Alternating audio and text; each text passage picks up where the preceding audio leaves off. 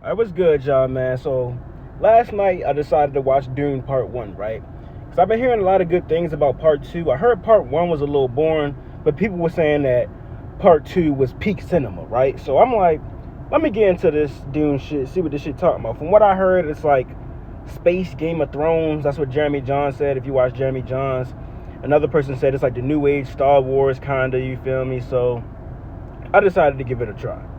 So watch part one, and if I'm being real, it was better than what I expected it to be. Like I heard it was boring. I was expecting it to be boring, but it actually wasn't boring. But what it was it was confusing as fuck.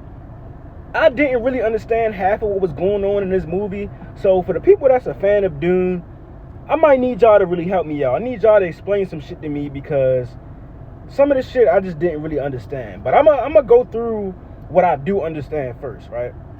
All right, so apparently there's this planet called Arrakis, right? And Arrakis has this sand or spice that they call it, which is very valuable, right? And they can use it for interstellar travel and shit like that.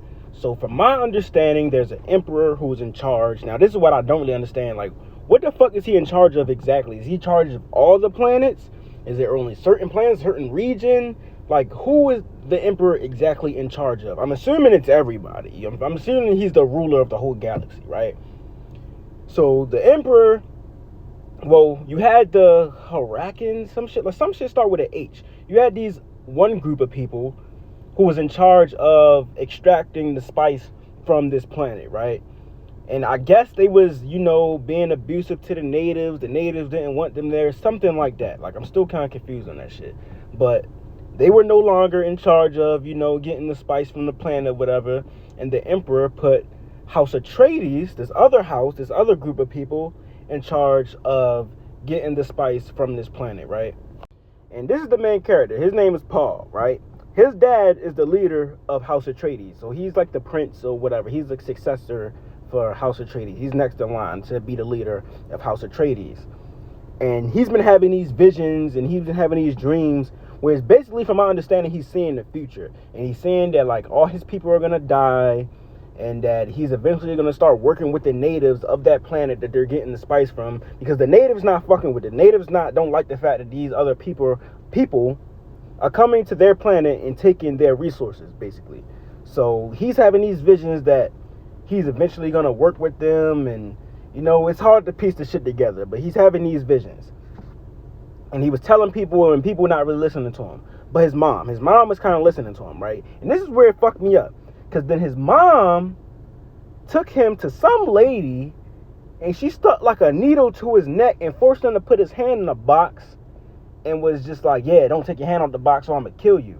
And I guess they were trying to test his will or some shit like that. And they were trying to see if he's the one. I don't know what that's supposed to, I guess the one is supposed to be some messiah that is gonna free the people of that home planet. I don't fucking know. And that's kind of what I need help with, because who is his mom? And who the fuck are those people that his mom sent him to talk to? Like, who is this lady? Like, so if y'all watch the movie, if you know about the lore and shit like that, please let me know who is his mom and who is them people that she sent him to talk to, because I'm confused on that. Like, is she from another species? You feel me? I don't know, because then they told her, like, oh, you were only supposed to bear daughters or something like that. So I'm confused on that. But anyway, long story short, this is the dad, the leader of a House of Atreides.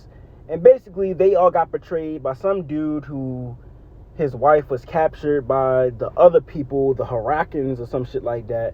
His wife was captured by them, I guess. And he made a deal with them that he was going to lower the shields for House Atreides so they can ambush them. And that's what happened. And his dad got captured.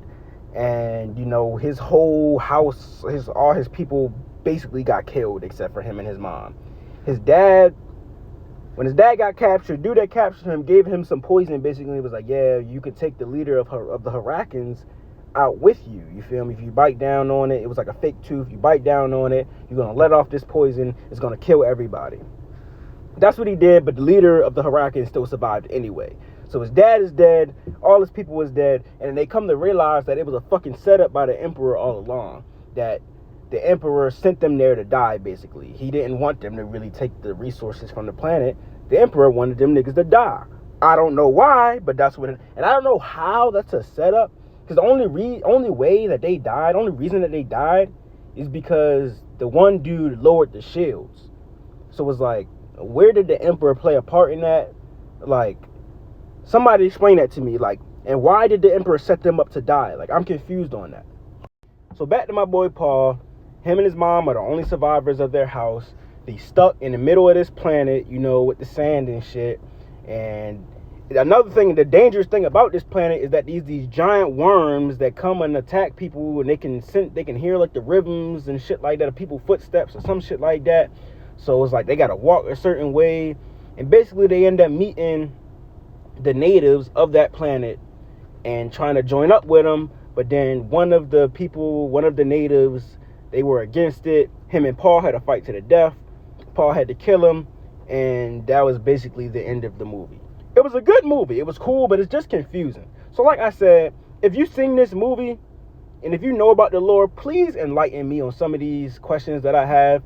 Who was the mom? And who was the people that the mom sent him to talk to? Who is the Emperor? And like, who exactly is he in charge of? And why did he set them up to die like that?